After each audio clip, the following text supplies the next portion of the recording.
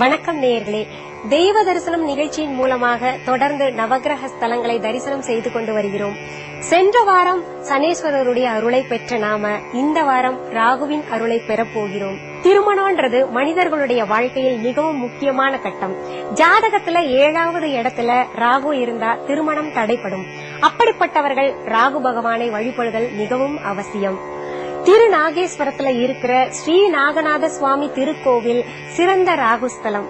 துர்கைக்கும் நாகராஜாவுக்கும் அர்ச்சனை செய்வது, கோமேதகக்கல் அணிந்து கொள்வது, உளுந்து தானியம் தானமாக கொடுப்பது, இதெல்லாம் ராகுவின் அருளை நமக்கு வாங்கிக் கொடுக்கும். ராகுவின் அருளை பெற திருநாகேஸ்வரத்துக்கு செல்பவர்களுக்கு பல அற்புதங்கள் நடக்கின்றன. அந்த அற்புதங்களை தரிசனம் செய்து ராகுவின் அருளை பெறலாம். வாங்க. நம பார்வதி பதஜே ரகர மகாதேவாம். தென்னாருடைய சிவனே போற்றி, எண்ணாற்றவர்க்கும் இறைவா போற்றி போற்றி. நவகிரக திருத்தலங்கள்ல ராகு பகவான் திருநாகேஸ்வரம் சொல்லக்கூடிய திருத்தலமாகும். இங்க ராகு பகவான் பூர்ண சரீரத்தோடு திருமண குலத்தோடு காட்சியளிக்கிறார். வேற எந்த திருத்தலங்கள்ல ராகு பகவான் தரிசிச்சாலும் பாம்பு உடலும் மனித திரையுமா தான் தரிசிக்கலாம். காலமாமுனிங்கிறவராலே நவகிரகங்கள் 9 சாபம் ஏற்பட்டு நவகிரகங்கள் 9 சிவஸ்தலத்தை பூஜித்து சாபம் நீங்கியதாக ஐதீகம். அதில் ராகு பகவான் சுசீல மகரிஷியின் குழந்தையை தீண்டி பூலோகத்திலே மானிட பாம்பாக போன சாபம் ஏற்பட்டது. வேற எந்த திருத்தலங்கள்ல போனாலும் அர்த்த சரீரமாதான் ராகு தரிசிக்கலாம், பாம்பு உடலும் மனித தலையுமாக. இந்த திருநாகேஸ்வரம் சொல்லக்கூடிய கஷேத்திரத்திலே ஒரு மாசி மாதம் மகா சிவராத்திரி புண்ணிய காலத்திலே உள்ளே நாகேச பெருமானை பூஜித்து சாபம் நீங்கி பூர்ண சரீரம் பெற்று திருமண குலத்தோடு நாகவெள்ளி நாகக்கண்ணி இரு மனைவிகளோடு மங்களராகுவாக அருள்வாளிக்கிறார். நவகிரக ஸ்லோகம்: பிரணமாமி சதாராகம் சர்ப்பாகாரம் கிரீடினம் ஜெய்மகேஜம் கராலாஸ்யம் பக்தானாம் அபஜப்பிரதம். வருகின்ற பக்தருக்கெல்லாம் அபஜமளித்து அனுகிரகம் செய்கிறார் ராகு பகவான். இங்கே ராகு பகவானுக்கு பாலபிஷேகம் பண்ணினால் அவ்வளவு பாலும் நீல நிறமாக மாறும். ஒரு மாநிலம் நல்ல பாம்பு தீண்டி சரீரம் இறந்தால் எப்படி நீல நிறமா பூத்து விடுமோ அந்த விஷத்தின் தன்மையானது இறைவனுடைய திருமேனியில எவ்வளவு பால் அபிஷேகம் பண்ணினாலும் நீல நிறமாக மாறும். இந்த ஸ்தலத்தை அடைந்தாலே வந்த வினையும் வருகின்றவனையும் சுவாமி தரிசிச்சாலே நிவர்த்தியாகும். இங்கே நவகிரகத்துல ராகு பகவானை வழிபட்டால் ராகு திசை, ராகு புத்தி, ராகு தோஷம், நாகதோஷம், கால சர்ப்ப தோஷம், மாங்கல்ய தோஷம், புத்திர தோஷம், ராகுவால் இருக்கக்கூடிய தோஷங்கள்லாம் நீங்கி நவகிரகத்துல ராகு பகவான் யோககாரனாக அருள்வாளிக்கிறார். யார் யாருக்கு என்னென்ன வேணுமோ சுவாமியை பிரார்த்தனை பண்ணீங்க, எல்லா விதமான காரியங்களும் சித்தியாகும். திருநாகேஸ்வரம் ராகு பகவான். நகத்வஜாய வித்மஹே பத்மஹஸ்தாய தீமஹி தன்னோ ராகு பிரச்சோதயாத்.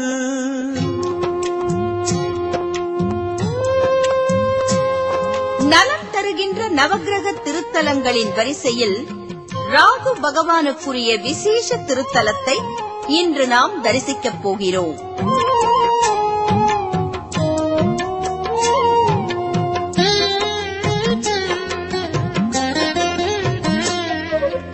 யோகநாதனே ராகுதேவனே, யோகநாதனே ராகுதேவனே. புத்திரகாரகன் என்று புதனையும் புத்திகாரகன் என்று குருவையும் சொல்வது போன்றே யோககாரகன் என்று குறிப்பிடப்படுபவர் ராகு பகவான். ஒருவரது ஜாதக அமைப்பில் மிக நீண்ட காலங்களை கொண்ட திசைகளில் ராகு திசையும் ஒன்று. வலிமை மிகுந்த கிரகங்களில் ராகு பகவானும் ஒருவர். ஜாதக அமைப்பில் இவருக்கென்று தனி ராசி இல்லை என்றாலும் தான் இருக்கும் இடத்தை பொறுத்து பலன்களை அளிப்பவர் இவர். விருச்சிக ராசியில் நீச்சமும் ரிஷப ராசியில் உச்சமும் அடையும் ராகுவுக்கு உரிய நட்சத்திரங்கள் திருவாதிரை, சுவாதி, சதயம் ஆகியவை.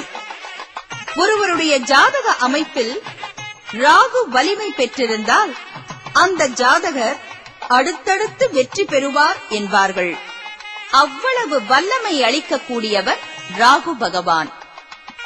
ஜாதக கட்டத்தில் ராகு பெற்றுள்ள இடத்தை வைத்து தந்தை வழி, பாட்டனார் பற்றிய செய்திகள், வெளிநாட்டில் வசிப்பது, வெட்டுக்காயங்கள், நீரில் உண்டாகும் ஆபத்து போன்றவற்றை கணிப்பார்கள். பொதுவாக இடுப்புக்கு மேல் மனித உடலுடன் காட்சி தருபவராகவே காணக்கூடிய ராகு பகவானை தன் மனைவியருடன் அமர்ந்த கோலத்தில் நாம் தரிசிக்கும் தலம் திருநாகேஸ்வரம். கோயில்மலை குடந்தை என்று கொண்டாடப்படும் கும்பகோணத்தில் இருந்து சுமார் 6 கிலோமீட்டர் தொலைவில் இருக்கிறது இந்த தலம். மிக பழமையான சோழன் கால திருப்பணியை பெற்ற இந்த திருக்கோவிலில்தான் ஸ்ரீ ராகு பகவான் மங்களம் அருள்பவராக தனிச்சந்நிதி கொண்டிருக்கிறார். செண்பக மரத்தை தலவிருட்சமாக கொண்ட இந்த திருநாகேஸ்வரம் திருக்கோயிலில் அருள் பாலிக்கும் ஸ்ரீ நாகநாத பெருமானை வழிபட்டு நலமடைந்தவர்கள் பலர். கம்பீரமான 5 நிலை ராஜகோபுரத்துடனும் பிராகார அமைப்போடும் மிக பெரும் பரப்பில் அமைந்திருக்கிறது திருக்கோயில். விநாயகர், ஆறுமுகப் பெருமான், லிங்கமூர்த்தி, ரிஷபாரூடராக சிவபெருமான் என்று பல சுதை வடிவங்களோடு வண்ணமயமாக காட்சியளிக்கிறது ராஜகோபுரம். ஆலயத்தினுள் நுழையும் போதே இடதுபுறம் அமைந்திருக்கும் சூரிய புஷ்கரணி என்னும் திருக்குளத்தை பார்க்கிறோம். தல விநாயகரான செண்பக விநாயகர் தனிக்கோயில் அமைப்புடன் முகப்பிலேயே தரிசனம் அருள்கிறார். அவரை வழிபட்டு நடந்தால் உயரமான கொடிமரத்தையும் நந்தியையும் தரிசிக்கிறோம்.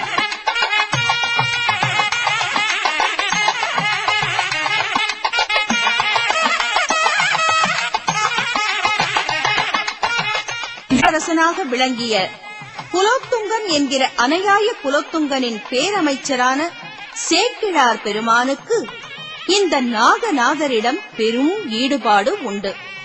அந்த ஈடுபாட்டின் விளைவாக தன் சொந்த ஊரான சென்னையை அடுத்துள்ள குன்றத்தூரில் நாகேச பெருமானுக்கு திருக்கோயில் எழுப்பியிருக்கிறார் சேக்கிழார். பெரிய புராணத்தை பக்தி சுவை ததும்ப பாடிய அந்த புலவர் பெருமானும் கூப்பிய கரத்தினராக அங்கே காட்சியளிக்கிறார்.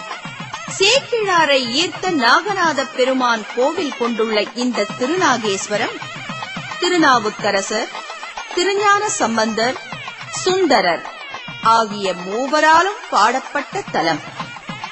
கல்வெட்டுகளில் ஷண்பகாரண்யேஸ்வரர் என்று குறிப்பிடப்பட்டுள்ளார் ஸ்ரீ நாகநாதர். திசைதோறும் கோயில் கொண்டு அருள் புரியும் முழுதும் அழகிய முருகனை தன்னுடைய திருப்புகழ் பாடல்களால் பாடிய அருணகிரிநாதர் திருநாகேஸ்வரத்தில் கோவில் கொண்டுள்ள முருகனையும் பாடியுள்ளார். மற்ற ஆலயங்களில் காண முடியாத சிறப்பு இங்குள்ள அம்பிகை.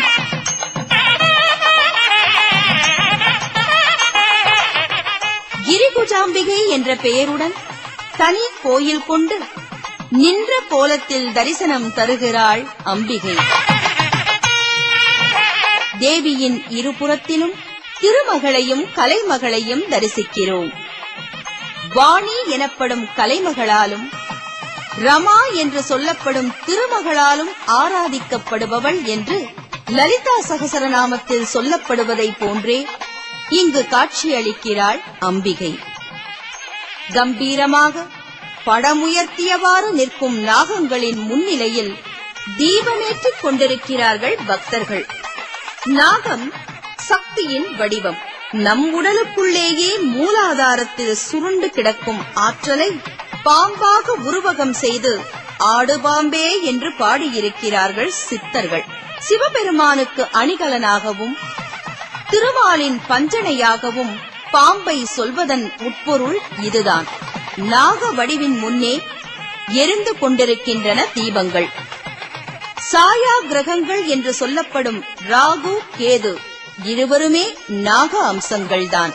அதனால்தான் நாக வடிவின் முன்னே தீபம் ஏற்றுகிறார்கள். இந்த நாகத்தையே ஆபரணமாக அணிந்த நாகநாதரின் சந்நிதியில் இப்போது நிற்கிறோம்.